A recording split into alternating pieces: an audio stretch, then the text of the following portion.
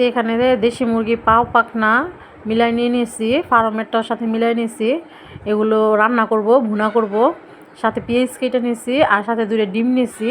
কীভাবে রান্নাটা করি সাথে থাকেন, পুরো ভিডিওটা দেখেন, তাহলে দেখতে পারবেন। এখানে আমি কড়াইতে পেঁয়াজ আর তেল দিয়ে দিছি। এখন এটাকে পেঁয়াজটাকে হালকা করে ভাইজা নিব। সাথে দিয়েছি 2টা এলাচ, এলাচের মুখটা আমি মাথাটা ভাঙা দিলাম। সাথে 2টা দারচিনি, একটা লবঙ্গ আর দিলাম তেজপাতা, দিলাম লবণ পরিমাণ মতো, 1 চা চামচ দিলাম আদা রসুন। এখন আদা রসুনটা দিয়ে আমি ভালো করে একটু ভাজা করে নেব। আদা রসুনটা দিয়ে সবসময় এই পেঁয়াজটা ভাজা করে নিই, তাহলে আদা রসুনের যে কাঁচা গন্ধটা থাকে সেটা থাকে না। এখন দিয়ে দিলাম হলুদ দিলাম 2 চা চামচের মতো আমি। এখন হলুদটা দিয়ে একটু নাড়াচাড়া দিয়ে নিলাম। এখন দিয়ে দেবো মরিচের গুঁড়া। এই যে মরিচের গুঁড়া দিয়ে দিলাম। এখানে আমি 2 চা চামচ মরিচের গুঁড়া নিয়েছি। এখন এটা একটু নাড়াচাড়া দিয়ে নেব। মরিচের গুঁড়াটাও একটু তেলে ভাজা নেব, তারপর আমি পানি অ্যাড করব। আমার কাছে মুরগির পা পাখনা, গলা টলা, গিলা কলিজা এগুলো এভাবে ভুনা করে রান্না করে খেতে অনেক ভালো লাগে। কার কার কাছে ভালো লাগে অবশ্যই কমেন্টস করে জানাবেন। আর এদিকে মশলাটা আমার কষানো শেষ। এখন আমি যে গিলা কলিজা যেগুলো পরিষ্কার করে রাখছিলাম সেগুলো এখন একসাথে দিয়ে দিলাম। এগুলো ভালো করে নাড়াচাড়া দিয়ে নেব। এগুলোকে একটু ভালো করে কষাইতে দেব।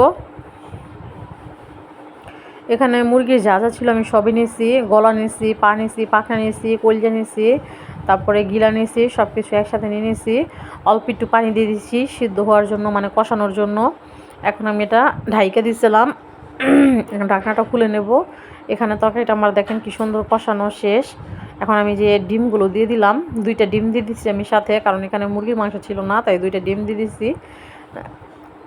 যে পা পাখনা খাবে আর যে না খাবে সে ডিম খাবে। এখন এটাকে ভালো করে কষায় নেব, মানে পানিটাকে শুকায় নেব। কষাইছি তো আমি আগে, তারপর পানিটা এখন আমি টানায় নেব। এই যে দেখেন পানিটা শুকে আসতেছে, তরকারি কালারটা কতটা লোভনীয় লাগতেছে। কারা কারা এই গিলা কলিজা পা পাখনা পছন্দ করেন অবশ্যই জানাবেন। এদিকে আমার রান্না বান্না শেষ, এখন খাওয়া দাওয়ার পালা। এখন এই যে খেতে নিয়ে নিয়েছি আমি। এখানে এই যে গিলা কলিজা চামড়া টামড়া সব একসাথে ভাতের সাথে মিশিয়ে নিলাম। বিসমিল্লাহির রহমানির রহিম। খেতে অনেক ফার্স্ট ক্লাস হয়েছে। যারা যারা আমার ভিডিওটা দেখেন অবশ্যই লাইক কমেন্ট শেয়ার করবেন, আমার চ্যানেলটাকে সাবস্ক্রাইব করবেন। ফেসবুকে ফলো বাটনে যে ক্লিক করে আমার পেজটাকে ফলো করে দিবেন। ভিডিও আর বেশি বড় করব না, ভিডিও এই পর্যন্তই রাখবো। সবাই ভালো থাকবেন, সুস্থ থাকবেন। আল্লাহ হাফেজ।